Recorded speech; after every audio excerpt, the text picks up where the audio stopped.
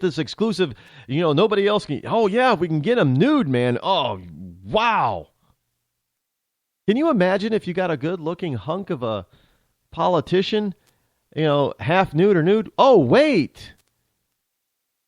There are pictures of Trudeau with no shirt.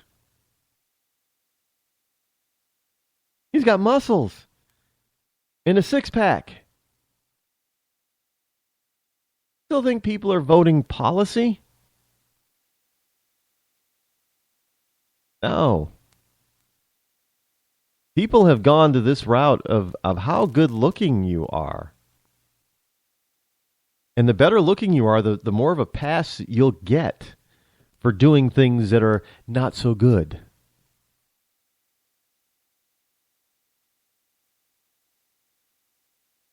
But one of the reasons why some politicians get out of the game is because they understand it. They're not good-looking men or women. Now, this is not necessarily true of Democrats because there aren't many very good-looking Democrats, period, especially the women. I mean, egads.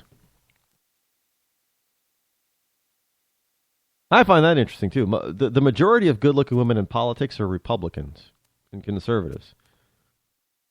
Even if they're not in an elected office. I mean, they may not be your types, but, the majority of people, women and men, consider these women to be pretty, beautiful, whatever. Hotties, like Sarah Palin, Ann Coulter, what's her name? She's a female conservative talk show host. Can't remember her name off the top of my head, but very pretty girl. Michelle Bachmann was considered to be very pretty. There aren't many on the left that people would say that of. Just saying. But if you have good looks, what people consider to be good looking, you're ahead of the game. And the farther you get to go. Now, I'm going to be honest here. There are a number of factors for Dr. Carson. He's a very learned man. He's very intelligent, yes. But the factors that help him, and he is, it's not that he's unaware of this. He plays it up a little bit, too. The fact is he's a good-looking guy. He's also African American. And he's a true African American, unlike Barack Obama.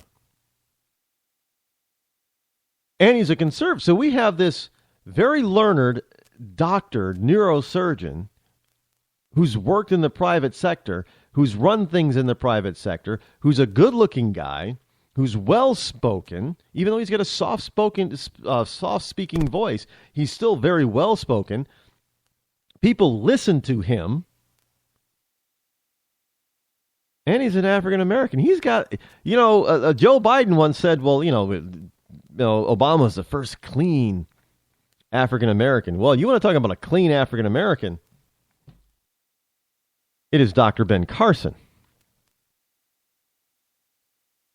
And quite frankly, the reason why people like Jesse Jackson, Al Sharpton, and Alan Keyes did not rise to be elected is because I guarantee you, because they were not considered to be good-looking men. And, of course, they were black, so that was strike one. But they weren't good-looking men, so that's strike two.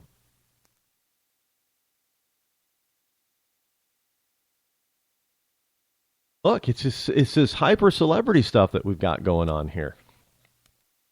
Folks, don't doubt me on this. I mean, it's the truth.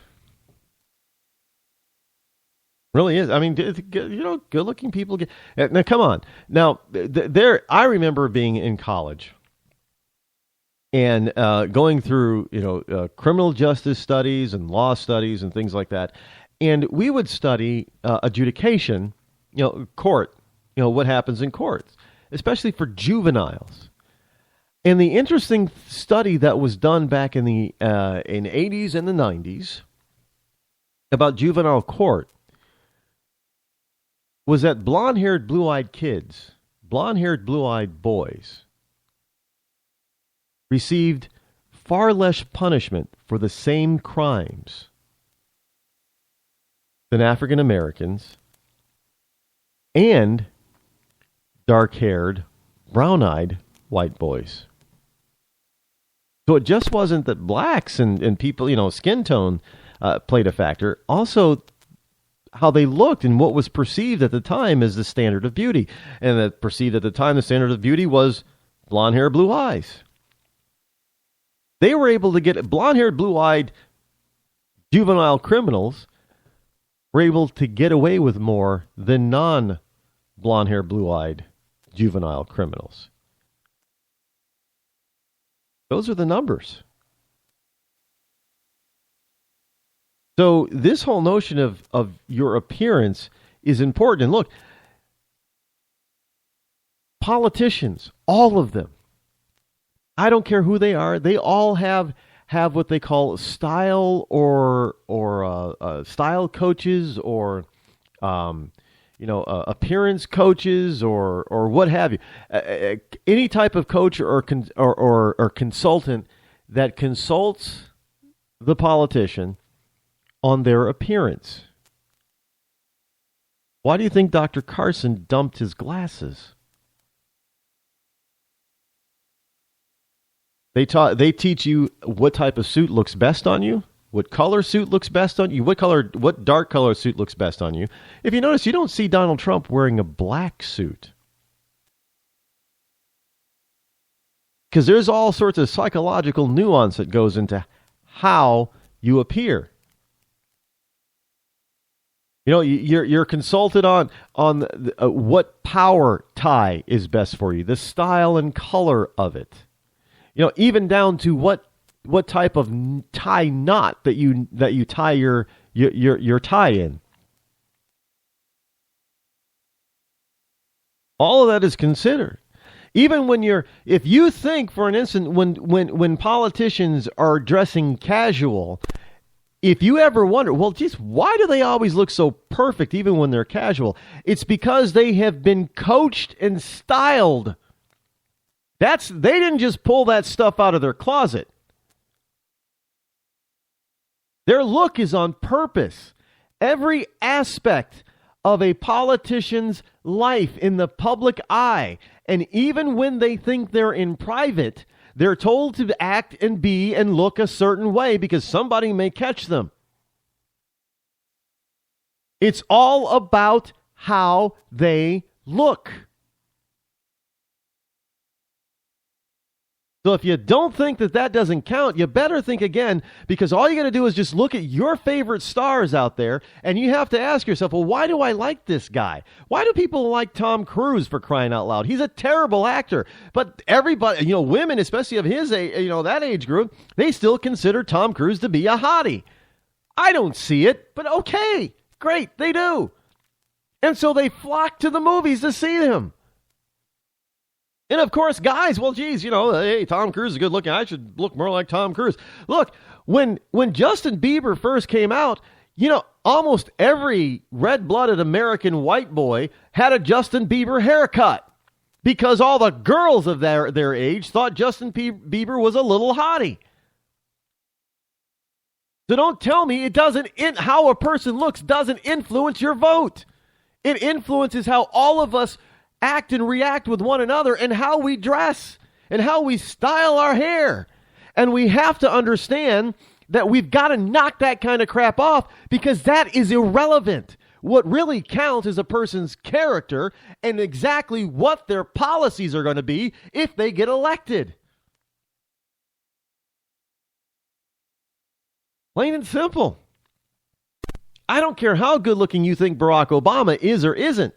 The point is the man, his policies are ugly. And to me, that makes him ugly. Ronald Reagan was not an outwardly good-looking guy, but his policies made him a beautiful man.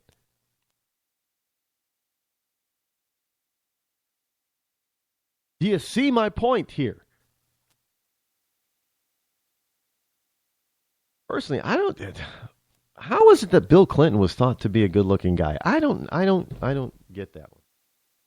I don't understand it.